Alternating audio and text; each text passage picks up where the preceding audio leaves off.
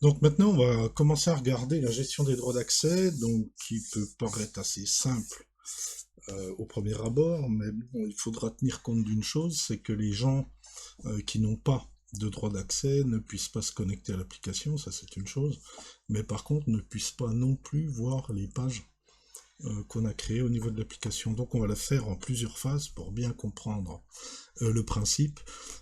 La première chose à faire, évidemment, vous avez un user par défaut, hein, le user qui vous permet de vous connecter en tant qu'administrateur ou autre, hein, on peut en créer plusieurs, mais ne confondez pas tout, hein, c'est-à-dire sur votre backend, donc sur Pocket Base, on n'utilise pas les users qui administrent, on va dire, le backend, comme user qui se connecte à votre application par le biais de ce formulaire. Ça marche, mais c'est pas fait pour ça. Donc évidemment, vous avez qui est prévu évidemment une base de données users. On peut en créer d'autres, hein. Et celle-ci est réservée aux users applicatifs. C'est-à-dire ici, pour notre application, on va créer un nouveau record, c'est-à-dire un user applicatif. Donc même principe, on ne va pas forcément renseigner le ID, hein, il va être généré automatiquement. Le nom du user, ben, on va prendre un pseudo. Je vais mettre JMFino. Après, vous pouvez prendre vos pseudos à vous pour le TP, évidemment. Son mail, bon, bah, je vais mettre mon mail, hein, gmfino25@gmail.com. Gmail.com. Bon, de toute façon, on peut utiliser un serveur SMTP pour envoyer des mails. C'est pas le but, hein, c'est simplement pour l'exemple. Le mot de passe, je vais mettre un mot de passe simple, test 2023, et puis évidemment le répéter, test 2023. Donc sur les mots de passe, hein, il y a des règles. Donc bon là, on est en phase d'apprentissage. Ensuite, quand on travaille de façon professionnelle, le mot de passe doit correspondre à un certain nombre de choses, notamment un caractère spécial et une majuscule, des chiffres et puis des lettres. C'est pas l'objet de ce TDTP. Le nom, ben, vous mettez votre nom, hein. Donc moi je vais mettre le mien, par exemple. Et puis l'avatar, ben, vous pouvez coller un avatar. Alors, je dois avoir une image quelque part, voilà. Et donc je vais mettre évidemment cet avatar là. Donc je vais créer mon user qui est cette fois-ci un user applicatif que je vais utiliser pour me connecter. Et en l'occurrence, je vais prendre le username et puis évidemment le mot de passe que je viens de saisir pour pouvoir aller sur l'appli et puis faire une application en bonne et due forme avec une gestion de droit d'accès. Donc première chose à faire, je vais retourner évidemment sur le programme de mon application, les programmes de mon application. Et puis c'est pas sur les pages que ça va se passer, ça va être, donc je peux la fermer celle-ci, sur le contrôleur général de l'appli, où vous avez évidemment généralement la navigation, ou les navigations, on peut en mettre plusieurs. Et c'est ici qu'on va, comment dirais-je, implémenter la partie connexion à l'application. Et puis après, on verra comment on implémente les droits d'accès aux différentes routes, éventuellement par rapport au profil de l'utilisateur. Alors, je vais quand même rouvrir la page vidéo view parce que je vais recopier un certain nombre de choses. Comme je vais accéder à Pocket Base pour m'identifier, évidemment, il me faut déjà les éléments de connexion que je vais recopier. Comme ça m'évitera de faire des fautes de frappe.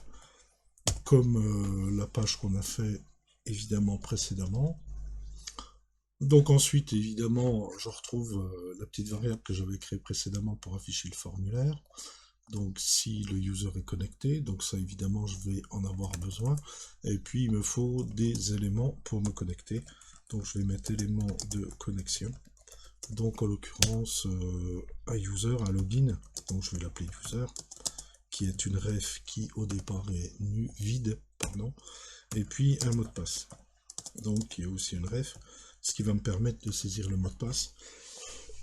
Et en aucun cas, côté client, on ne stocke évidemment le mot de passe. On va utiliser un système de token pour identifier l'utilisateur connecté. J'y reviendrai un peu plus tard. Voilà.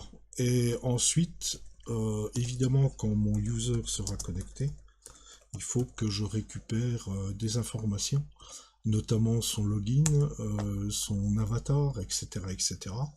Donc je vais créer d'autres variables. Current user, ça me permettra de savoir quel est le user connecté, donc les informations dont j'ai besoin. Au départ, je le mets à nul.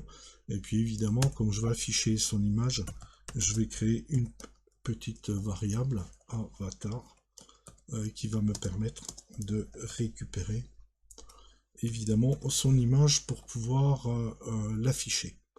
Alors je peux la mettre nulle au départ aussi. Donc voilà ce dont j'ai besoin pour l'instant. Alors, la connexion, évidemment, comme j'ai créé des éléments ici, je vais les réutiliser sur mon formulaire donc qui est ici pour pouvoir mettre des vmodèles et récupérer évidemment les informations. Alors comme c'est un formulaire, je vais utiliser un événement de type submit avec un prevent pour pas qu'il me rafraîchisse la page puisqu'on est dans une SPA, et je vais appeler une fonction qui s'appelle connect. Ensuite mon login, eh ben, je vais le mettre en vmodel avec mon user, voilà, ou j'aurais pu l'appeler login aussi, et puis le mot de passe je vais le mettre évidemment avec la vmodel password psw. Ok, alors pour l'exercice, j'ai mis un champ input de type texte. Évidemment, quand vous passez un élément comme ça en production, vous mettez un type password. Je le mettrai pas, c'est juste pour voir ce que je tape si j'ai pas fait une faute de frappe. Par exemple, être sûr que ça fonctionne en mode développement. Donc je sauvegarde ça et il me reste à créer ma fonction de connexion pour pouvoir évidemment connecter l'utilisateur. Alors la fonction de connexion, je vais pas la mettre dans le mounted, on y reviendra. Je vais la créer à l'extérieur, donc elle va s'appeler connect. Et puis c'est une fonction évidemment asynchrone puisqu'on fait appel à PocketBase. Et donc voilà la signature de ma fonction. Alors ce que je peux mettre, hein, c'est un console.log hein, pour bien vérifier que vous avez le bon user et le bon mot de passe. Donc je vais mettre connect. Et puis ici, comme je vais mettre plusieurs valeurs, je vais les concaténer avec un plus.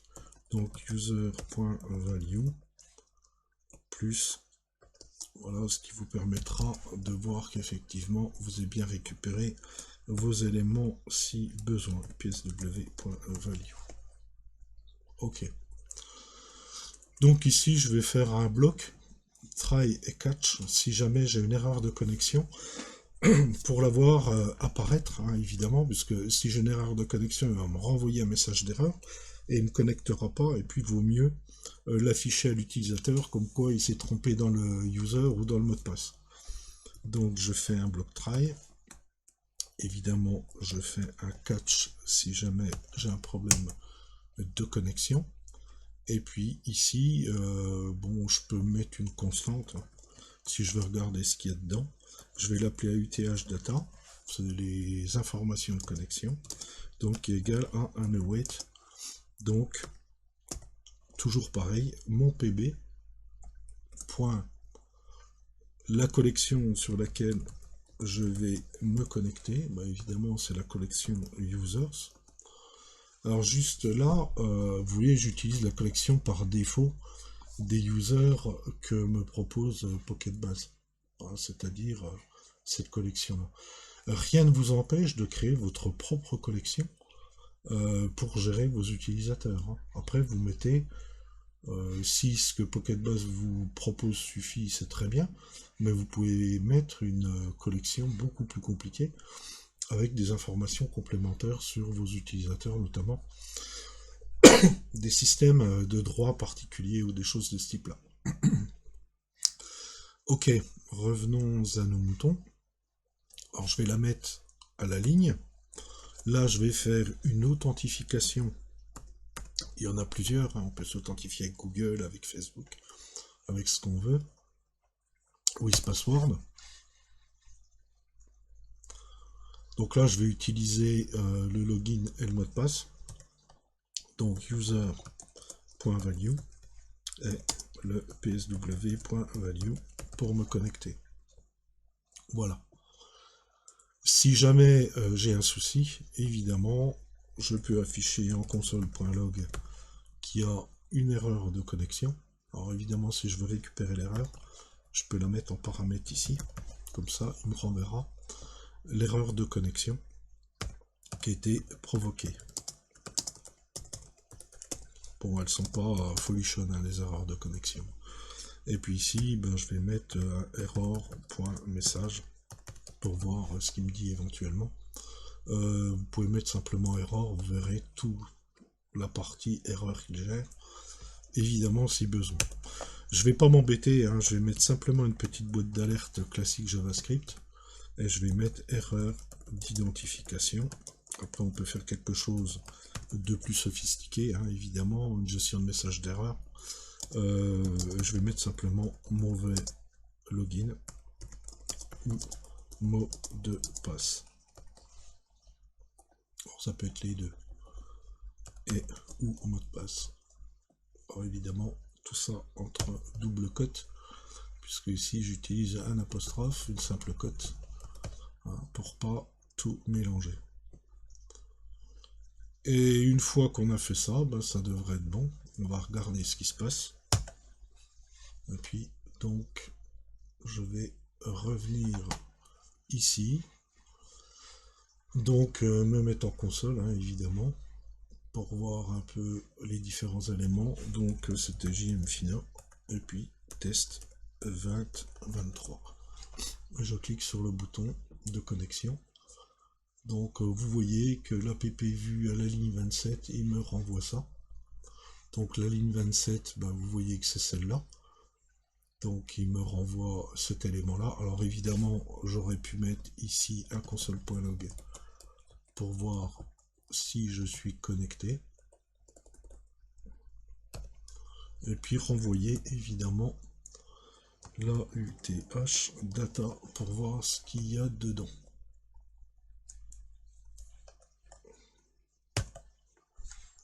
Alors évidemment, comme j'ai rafraîchi mon programme, hein, il m'a rafraîchi la page, donc je relance. Test 2023. Voilà, et vous voyez qu'il me renvoie un certain nombre de choses, donc avec plein d'informations. Et vous ne verrez jamais là-dedans le mot de passe, parce que il vous renvoie jamais le mot de passe de l'utilisateur connecté. Par contre, vous voyez qu'il y a un token. Et c'est ça qui nous permet d'identifier l'utilisateur. Alors ce token qui est utilisé, hein, c'est une technique qu'on utilise classiquement, il va nous permettre d'être stocké quelque part sur votre navigateur. Évidemment, si vous allez ici dans Appli, vous voyez qu'il y a un token PocketBase AUTH. Et vous le retrouvez ici. Parce qu'en fait, ce fameux token, chaque fois que vous allez utiliser l'appli, ben lui, il va éventuellement se référer à ça pour voir si vous avez des droits d'accès, etc., etc. Donc là, c'est ce qu'on appelle dans le local storage. On peut utiliser aussi le session storage pour stocker d'autres choses. Et ce local storage, c'est une zone qui est protégée pour la personne qui utilise le navigateur et notamment pour la personne qui vient de se connecter. Normalement, elle n'est pas accessible, évidemment, à d'autres applications, etc., etc., puisqu'elle appartient à un domaine qui est, pour l'instant, votre localhost. Donc voilà pour la connexion, on va dire, et puis l'identification telle qu'on l'a fait de notre utilisateur.